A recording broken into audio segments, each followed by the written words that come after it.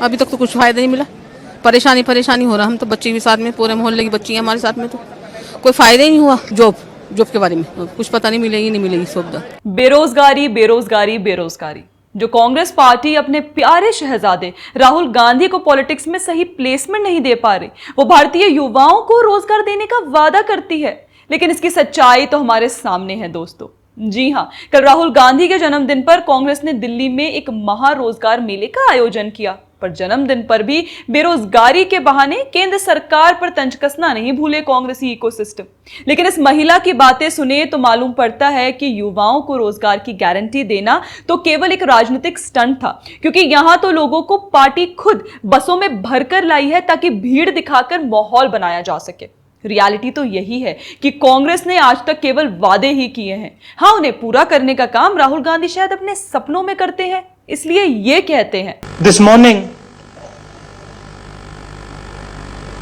I got up at night. और ये तो वही बात हो गई जब याद कीजिए 2024 लोकसभा चुनाव के दौरान कांग्रेस ने घर घर जाकर महिलाओं को एक गारंटी कार्ड देकर यह वादा किया था कि गरीब परिवार की एक महिला मुखिया को हर साल 1 लाख रुपए दिए जाएंगे। पर वहीं चुनाव हो जाने के बाद जब यही महिलाएं कांग्रेस दफ्तर पहुंची तो पता चला कि ये सब कांग्रेस के फेक वादे थे जो वोट बटोरने के लिए किए गए थे, और उन्हें किसी प्रकार की कोई सहायता नहीं मिली कांग्रेस से। आप खुद सुनिए एक महिला की जुबानी।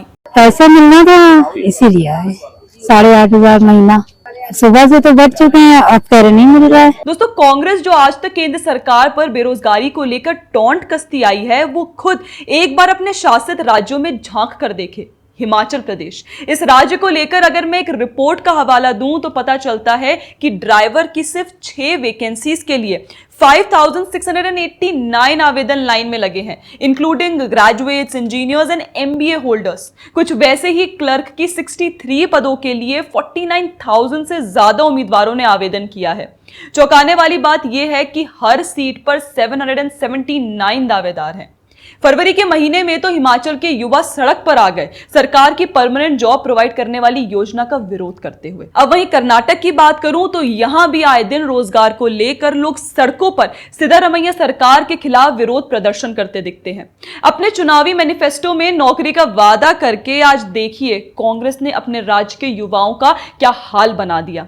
आंकड़ों के अनुसार 2024 में सरकारी नौकरियों में 20,466 रिक्तियां जोड़ी गई, जो दर्शाता है कि प्रशासन में सभी पदों में से 1/3 पद खाली रहे।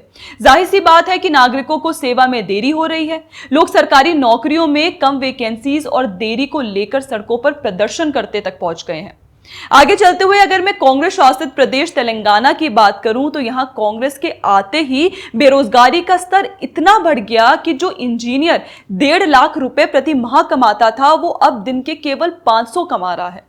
तेलंगाना राज्य की इंजीनियरिंग सीट से लेकर सरकारी भर्तियों में देरी तक आज तेलंगाना का यूथ एक नौकरी के लिए दर दर भटक रहा है। क्या खोखले वादे हैं कांग्रेस पार्टी के। अपने शासित राज्यों को चुनाव के वक्त केवल वोट बैंक के लिए रोजगार देने जैसे बड़े बड़े वादे तो कर लिए, लेकिन बात जब उन्हें पूरा करने की आई तो मुंह घुमा कर बैठ गए। और आज भी जन्मदिन की आड़ में महारोजगार मेले का आयोजन कर भीड़ तो जमा कर ली, लेकिन वास्तविकता इसकी खुली गई है। बाकी दोस्तों, आपका इस पर क्या कहना है प्लीज हमें कमेंट करके जरूर बताएं, और अगर आपको हमारा कंटेंट पसंद आता है तो प्लीज हमें फॉलो भी कर लें। जय हिंद।